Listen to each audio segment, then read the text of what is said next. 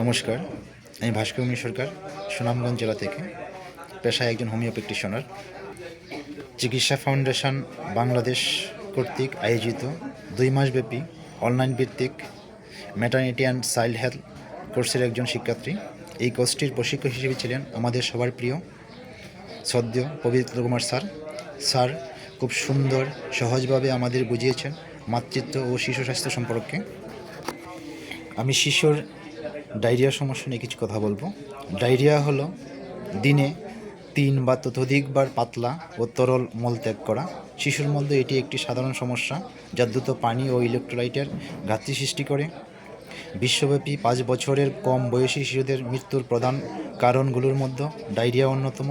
প্রতি বছর লক্ষাধিক শিশু ডায়রিয়াজনিত কারণে মারা যায়, যা সঠিক চিকিৎসা ও প্রতিরোধের মাধ্যমে রোধ করা সম্ভব। বিশেষ করে যেখানে নিরাপদ পানি ও স্যানিটেশনের অভাব রয়েছে, যেখানে শিশুরা ঝুঁকিতে থাকে। ডায়রিয়ার প্রধান কারণ ভাইরাস, ব্যাকটেরিয়া এবং প্রোটোজোয়া। ডায়রিয়ার ফলে অন্ত্রের শোষণ ক্ষমতা কমে যায় এবং অতিরিক্ত তরল নিঃসরণ হয়, যা ডিহাইড্রেশন ও ইলেকট্রোলাইটের ভারসাম্যহীনতা সৃষ্টি করে।